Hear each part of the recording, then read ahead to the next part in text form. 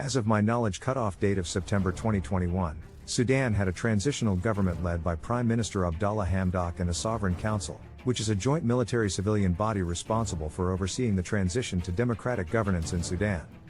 On March 9, 2020, a car explosion targeted Hamdok and his motorcade in an assassination attempt in the capital Khartoum. The culprits has yet to be publicly identified.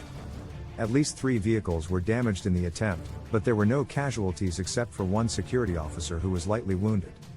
The Sovereign Council is led by General Abdel Fattah al-Burhan, who also serves as the Commander-in-Chief of the Sudanese Armed Forces. Abdel Fattah al-Burhan was born in 1960 in the village of Gandatu in northern Sudan, to a Sufi family. Al-Burhan studied elementary and intermediate level in his village school, and later moved to Shendi to complete his education before joining the Sudanese Military College among the 31st batch. 15. After graduating from the military academy, Al-Burhan worked in Khartoum, as part of the Sudanese army, and participated in the fighting fronts in the Darfur War and in the Second Sudanese Civil War in South Sudan and other regions.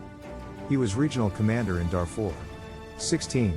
He later traveled to Egypt and then to Jordan to receive training courses in his military field until in 2018 he was appointed commander of the ground forces of the army.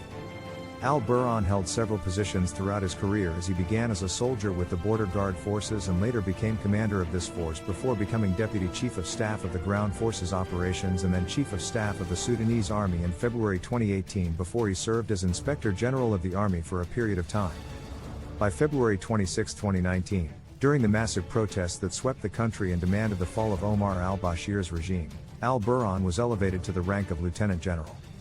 However, in October 2021, there was a military coup in Sudan, and General Abdel Fattah al-Burhan, along with other military leaders, seized power from the civilian government. The military leaders dissolved the Sovereign Council and detained Prime Minister Abdallah Hamdok and other officials.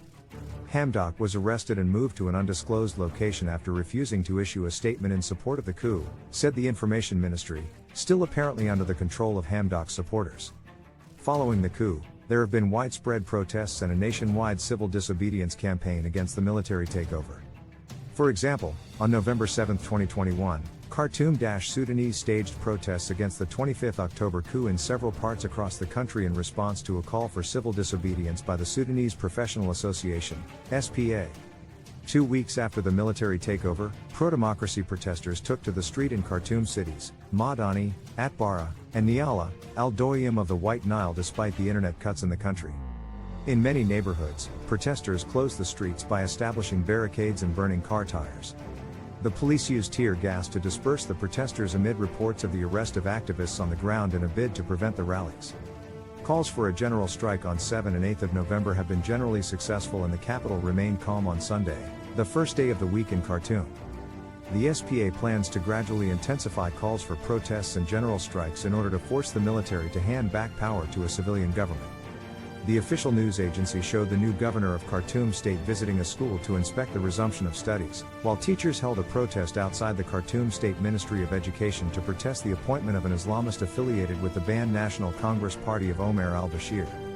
The military leaders have been in talks with various political parties and civil society groups in an attempt to find a solution to the crisis. In November 2021, the military leaders signed an agreement with some political parties and civil society groups to form a transitional government that includes both civilians and military representatives. The agreement calls for the release of political prisoners, the restoration of basic freedoms, and the establishment of an independent investigation into the coup. However, many opposition groups have rejected the agreement and continue to call for the restoration of the civilian government that was in place before the coup. The situation in Sudan remains uncertain, and it is unclear how the military leaders will proceed in their attempts to resolve the crisis. Please like, share and subscribe for more exciting videos like this.